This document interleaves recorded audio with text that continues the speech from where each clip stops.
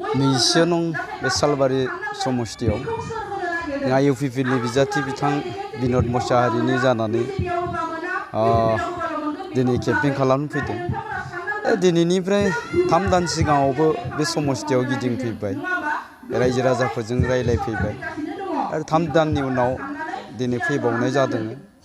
दा बै समावबो बुंखादोंमोन दे सालबारि समस्थिनिफ्राय बिन'द मोसाहारि बिथांनि देरहानाया रोखा जाबाय आरो दिनैबो बुंबावगोन। दिनैथ' आरो बांसिनै रोखा जादों। दिनै समा बारलांनाय लोगो लोगो जे बिटिआर एकर्डनि दफाफ्रा मावजालांनो फारि लानाय लोगो लोगो दिनै जायफोर गोनो गोथोआव गोलैनानै दंमोन रायजो राजाफोर, दिनै बिथांमोनाबो बुजिनो हादों आरो इउपिपिएल हान्जानि जि भटनि बिबां बियो बारायबोबाय थादों। दिनै नैबे सालबारि समस्थियावबो बिन'द मोसाहारि बिथांनि जा गोनो गोथो थानाय जायफोर रायजो राजाफोर दंमोन, दिनै गासैबो बिथां बिन'द मोसाहारिनो भट होनो थाखाय थियारि जाबाय। गतिके दिनैनि दिनाव बिन'द मोसाहारि बिथांखौ हमथानानै लाखिनो हानाय जेबो गोहो गैया। बिस्वजित दैमारि बिथां सारनि खोथाखौ बुंनो थाङोब्ला बिथाङा टाइम एन्ड सिटुएसनखौ नायनानै दिनैनि नैबे बुब्लियावहाय राजखान्थियारि जेबो डायलग होआखै, पलिटिकेल जेबो स्टेटमेन्ट होआखै। जा सैथो बेखौ बुंदों। मानोना जाय सैथोथियाव जोंनि बर' माहारि एबा बिटिसि ओनसोलनिनो मोनसे लाभालाब दङ, दिनै बिथाङा बेखौनो बुंदों। बड' कछारी वेलफेयार जिथु काउन्सिल, बे काउन्सिला सिगाङावनो दाफुंजानांगौमोन, नाथाय बिपिएफनि माखासे खैसारिनि थाखाय दाफुंजायाखिसै। दिनै बेफोर सैथो खोथाखौ बिथाङा बुंदों आरो बिनि अनगायैबो जे बिटिआर एकर्डआव जेबो गैया होननानै हाग्रामा महिलारि आरो बिथांनि जे बिपिएफ दोलोनि दैदेनगिरिफोर दा बिथांमोनहा बुंबोबाय थानायनि सायावबो बिथां बिस्वजित दैमारिया बिथाङा बुंदों जे दिनैनि दिनावहाय बिटिआर एकर्डआव जिखिनि दफाफोर दं, बे दफाफोरा जोंनि बर' हारिनि थाखाय जिहेतु गोबांथार मोनसे लाभालाब दङ, बे हिसाबै बिथाङा बे सैथो खोथाखौनो बुंबोबाय थादों। बड' मिडियाम जि सेपारेट डाइरेक्टरेट बियो जानानै थांबाय, दिनै बिथाङा बेखौबो बरायदों आरो बिनि उनावहाय जिथु कमिसन दाफुंनांगौ दंमोन बेखौबो दाफुंलांबाय, बेखौबो बिथाङा बरायदों आरो बेबायदिनो माखासे जिथु फसंथानफोर, बे फसंथानफोरखौबो दिनै मावफुंलांनायनि थाखाय लाहार फाहार लाबाय। दा बेफोरखौबो बिथां बिस्वजित दैमारिया बरायदों। थारमाने जेराव सैथोथि दं दिनै बिथाङा बेखौ बुंबाय थादों, जेबो पलिटिकेल स्टेटमेन्ट होआबालासिनो। नाथाय दिनैनि दिनावहाय बिपिएफ जिथु राजखान्थि दोलो, बिथांमोना 17 बोसोर सरकार सालायखांनायनि उनावहाय हथादै मोनसे रायजो राजाफोरनि मोनसे दोहौखौ नुनानै मोनसे सोमखिखांनाय फैदों।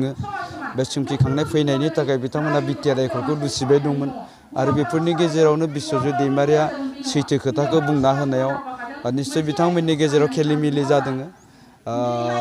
बिथाङा बिस्वजित दैमारिया आथिखालाव मा डिसिसन लादों बे गावनि पार्सनेल डिसिसन जाहैबाय। निश्चितभाबै बिथांमोननि जि स्टेटमेन्टनि सायाव स्टेटमेन्ट होलायबाय थानायखौ नुयोब्ला दिनै बिथांमोननि माबायाव सिङावहाय गोबां गुलाय गुजाय जादों आरो बे गुलाय गुजाय जानायाव जों नैबेखौ बुंगोन, गुबुन राजखान्थि हान्जाया निश्चितभाबै बिपिएफनिख्रुइ बांसिन लाब जाहैदों। नोंथांमोना सानो नामा जे बिस्वजित दैमारि इउपिपिएलआव फैगोन होननानै? इउपिपिएलआव फैनाय फैयैनि खोथाखौथ' बे आं दहायनो बुंबाय, बे गावनि डिसिसन। बिथाङा सिद्धान्त'खौ लागोन।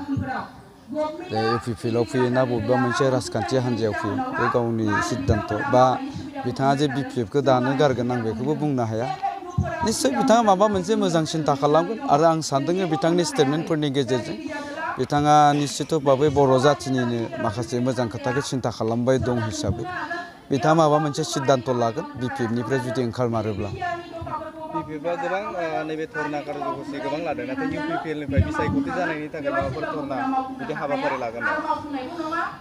जायखिजाया बिसायख'थिया जे थाबैनो जानो नांगौ बेखौ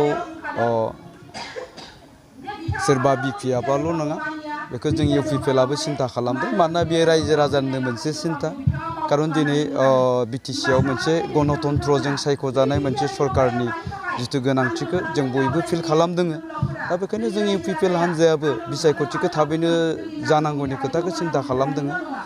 खिन्थु खोथाया नैबेवहायसो, दिनै बिपिएफआ जिहेतु स्टेटआव बिजेपिजों एलायन दङ आरो 7 केबिनेट जिथु मिनिस्टार दङ, बे हिसाबै बिथांमोना सोरनि सायाव आन्दलन खालामदों बेखौसो बुंनो एसे माने तान जाहैबाय दं आरोखि दा नैबेखायनो नैबेखौ बुंगोन दिनै बिथांमोना जिखिनि बिसायख'थिया थाब जानांगौ होननानै बायदिसिना आन्दलन खालामदों दा बिथांमोना मोनसे नाटकसो खालामदों होननानै जों बुंनांगोन मानोना गावसिनि सायावनो बिसोरो गावखौनो गाव आन्दलन खालामनानै लादोंसो होनना बुंनांगोन आरो जुदिहाय बिथांमोना गोसो गोरबोजों जुदि आन्दलन खालामदोंबा जायखौ बिथांमोना हांगार स्ट्राइक होननानै बुंदों उखैहाबनाय जिथु माबा स्ट्राइक खालामदों बिथांमोना बेयाव 10टा बाजिनिफ्राय 2टा बाजिसिम थारमाने 4 घन्टा बे 4 घन्टाया थारमाने आं बुंनो नागिरदों बे हांगार स्ट्राइक जानाया बे उखैहाबनाय मोनसे स्ट्राइक जानो हायो आरोखि दा गतिके बिथांमोना गोसो गोरबोजों आन्दलन खालामदों आरो हांगार स्ट्राइक खालाममारनो जुदि गोसो जादोंना बिथांमोना